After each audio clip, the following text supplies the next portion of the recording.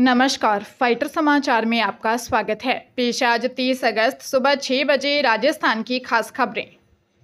जयपुर में कांग्रेस विधायक रफीक खान पर एक व्यक्ति ने हमला कर दिया। विधायक रफीक खान अपने घर से निकलकर विधानसभा जा रहे थे। गाड़ी में बैठते समय भागते हुए आए व्यक्ति ने उनके साथ मारपीट कर दी। सदर थाना पुलिस ने हमलावर को हिरासत में ले लिया है। डीसीपी वेस्ट अमित कुमार ने बताया कि कांग्रेस विधायक रफीक खान पर हमले करने वाले व्यक्ति को राउंड अप कर लिया है। सुबह विधायक रफीक खान अपने विधानसभा जाने के लिए घर से निकले थे। खड़ी गाड़ी में बैठते समय अचानक भागते हुए आए व्यक्ति ने विधायक पर हमला कर दिया। विधायक रफीक खान को पकड़कर मारपीट करने पर उतारू हो गया। वहां मौजूद लोगों ने तुरंत उसको पकड़कर सदर थाना पुलिस को सूचित किया। सदर थाना पुलिस विधायक पर हमला करने वाले आरोपी व्यक्ति को पकड़कर थाने ले आई। राजस्थान में सरकारी नौकरी की तैयारी कर रहे अभ्यर्थियों के लिए बड़ी खुशखबरी आई है। राजस्थान प्रशासनिक सेवा यानी आरएएस के 500 पदों पर भर्ती के लिए जल्दी नोटिफिकेशन जारी किया जाएगा, जिसको लेकर राजस्थान की भजनलाल सरकार ने हरी झंडी दिखा दी। ये भर्तियां राज्य सेवा के 250 पद और अधीनस्थ सेवाओं के 250 पदों पर होंगी, जिनकी संख्या बढ़ाई जा सकती है। इसके अलावा राजस्थान सरकार द्वारा चिकित्सा विभाग में भी 50,000 पदों पर भर्ती की जा रही है। दरअसल राजस्थान के चिकित्सा और स्वास्थ्य मंत्री गजेंद्र सिंह ने विधानसभा में कहा था कि सरकार आमजन को सबसे अच्छी चिकित्सा सुविधाएं उपलब्ध कराएगी, जिसके तहत चिकित्सा संस्थानों में जल्द ही रिक्त पदों पर भर्तियां शुरू होंगी।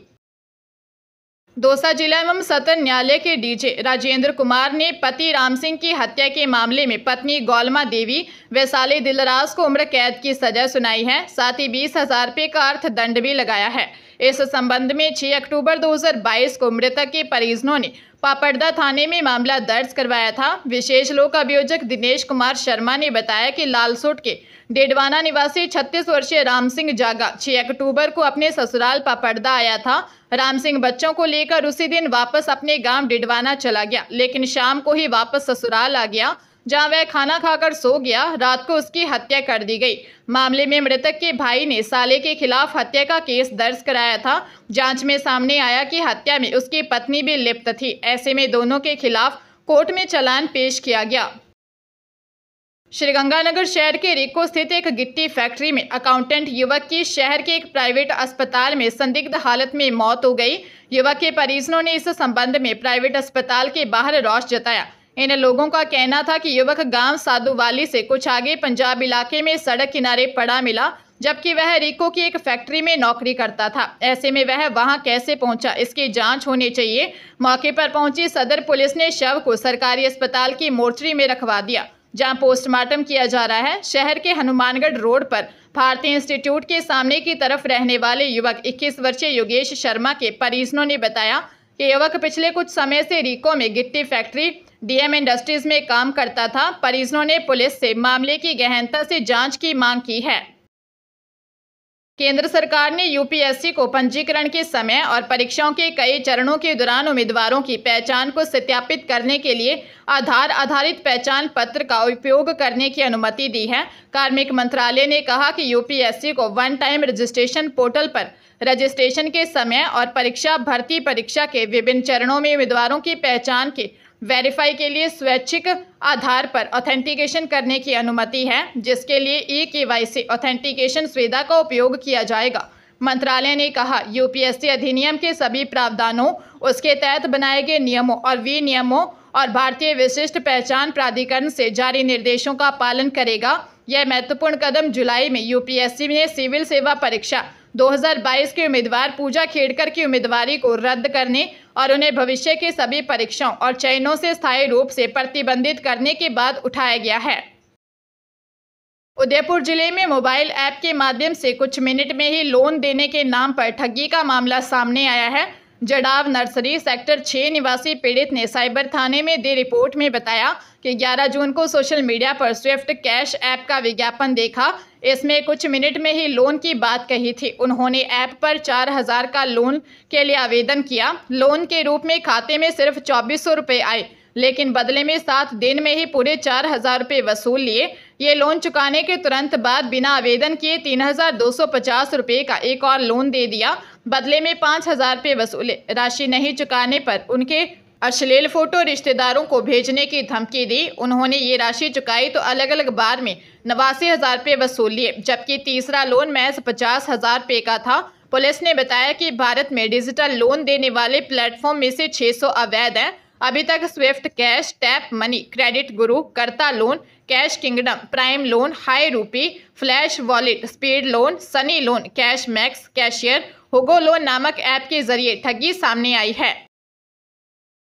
राजस्थान में अब अधिकृत स्क्रैप सेंटर पर स्क्रैप किए पुराने वाहन का पंजीकरण क्रमांक नए वाहन को आवंटित किया जा सकेगा। परिवर्तित बजट घोषणा वर्ष 2024-25 में वाहन रजिस्ट्रेशन नंबर रिटेंशन की सुविधा को वाहन स्क्रैप करवाए जाने पर प्रदान किए जाने की घोषणा की गई थी। परिवहन व सड़क सुरक्षा आयुक्त मनीषा अरोड़ा ने बताया कि बजट घोषणा के अनुसार अब वाहन मालिक अपने पूर्व के पंजीकृत वाहन पंजीयन क्रमांक को नए खरीदे वाहन पर रिटेन कर सकते हैं। इस संबंध में परिवहन व सड़क सुरक्षा विभाग ने आदेश जारी किए हैं। उन्होंने बताया कि कोई भी आवेदक भी स्क्रैप पोर्टल पर आवेदन कर सकता है। वाहन को अधिकृत स्क्रैप सेंटर को देकर पोर्टल पर निर्धारित प्रारूप में सर्टिफिकेट ऑफ डिपॉजिट दिया जाएगा। स्क्रैप करने के बाद सर्टिफिकेट ऑफ व्हीकल स्क्रैपिंग जारी किया जाएगा। बीकानेर के खाजूवाला में एक किसान से 2 लाख रुपए लूट लिए गए। सूचना मिलते ही पुलिस मौके पर पहुंची। 8 KYD स्थित चक 32 हेड निवासी किसान कृष्ण कुमार ने दी रिपोर्ट में बताया कि वह 2 लाख रुपए नगद लेकर किसी काम से घर से निकला था। इसी बीच रास्ते में बाइक पर सवार 3 युवकों ने उसे जबरदस्ती रोककर मारपीट शुरू कर दी और 2 लाख रुपए से भरा बैग छीनकर भाग गए। तीनों ने मिलकर कृष्ण कुमार की आंखों में मिर्ची डाल दी थी, जिससे वो न तो मुकाबला कर सका और न ही पीछा कर सका था। इसी का फायदा उठाकर ये तीनों बदमाश रुपए लेकर फरार हो गए। दरअसल घटना खेतों के बीच सड़क की है, जहां कोई CCTV कैमरा भी नहीं है। पुलिस अब बाइक और युवकों के हुलिये के आधार पर पड़ताल कर रही है। राजसमंद में हिंदुस्तान जिंक की SK माइंस में हादसा हो गया, जिसमें 2 श्रमिकों की मौत हो गई। जानकारी के अनुसार SK माइंस में से शिफ्ट में टेक्नो कंपनी के श्रमिक जंबो ड्रिल मशीन से ड्रिलिंग का काम कर रहे थे। इस दौरान माइंस में मलबा मशीन पर गिर गया, जिससे मशीन स्लिप होकर गड्ढे में चली गई।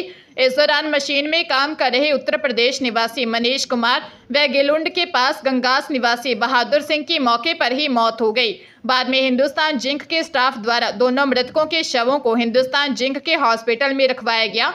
हादसे के बाद कुछ श्रमिक जिंक गेट के बाहर जमा हो गए। वहीं मौके पर रेल मगरा थाना इंचार्ज प्रभु सिंह चुंडावत भी मैं जाब्ते के पहुंचे और हालात की जानकारी ली। पुलिस मामले की जांच कर रही है।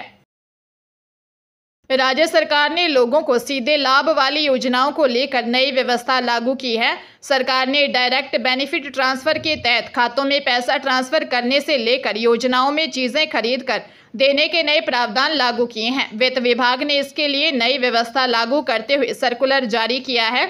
छात्र छात्राओं को लैपटॉप, साइकिल, स्कूटी देने में देरी पर खाते में सीधे पैसे भेजने का विकल्प भी रहेगा। सीधा पैसा भेजने के लिए वित्त विभाग के IT प्लेटफॉर्म, IT विभाग के DBT इंजन, आधार आधारित ई-वॉलेट का उपयोग किया जाएगा। वित्त विभाग ने नए आदेशों के मुताबिक राज्य सरकार की अलग अलग योजनाओं के चयनित लाभार्थियों को गैर नकदी लाभ बांटने के 2 विकल्प रहेंगे। विभाग सामग्री व चीजें टेंडर से खरीद कर बांटने या ई-रूपी वाउचर देने में से एक विकल्प चुन सकेंगे। इसके लिए संबंधित विभागों को वित्त विभाग की मंजूरी से पहले ही बताना होगा। बीकानेर जिले के श्री डूंगरगढ़ में 15 साल की नाबालिग लड़की को 2 बदमाश दिन दिहाड़े उठा ले गए और सुनसान जगह पर दुष्कर्म किया। दोनों आरोपियों चूरू के उठवालिया गांव निवासी उदय सिंह और नागौर के डिडवाना में मौलासर गांव निवासी सुदेश स्वामी को गिरफ्तार कर लिया है। 15 साल की नाबालिग ने बताया कि दिन में अपने छोटे भाइयों को लेने स्कूल जा रही थी। इस दौरान फाइनेंस कंपनी में काम करने वाले 2 आरोपी उसे जबरन बाइक पर बैठाकर कालू रोड पर शमशान भूमि के पास ले गए। वह उसके परिवार को जान से मारने की धमकी देकर उदय सिंह ने दुष्कर्म किया और सुदेश पास में बैठकर निगरानी कर रहा था। लड़की घर नहीं पहुंची तो परिजन और ग्रामीण तलाश करते हुए शमशान के पास पहुंचे तो उन्हें देखकर दोनों आरोपी भागने लगे। सुदेश को मौके पर पकड़ लिया और उदय सिंह बाइक लेकर फरार हो गया। बाद में पुलिस ने उसे भी पकड़ लिया। पुलिस दोनों आरोपियों से पूछताछ कर रही है।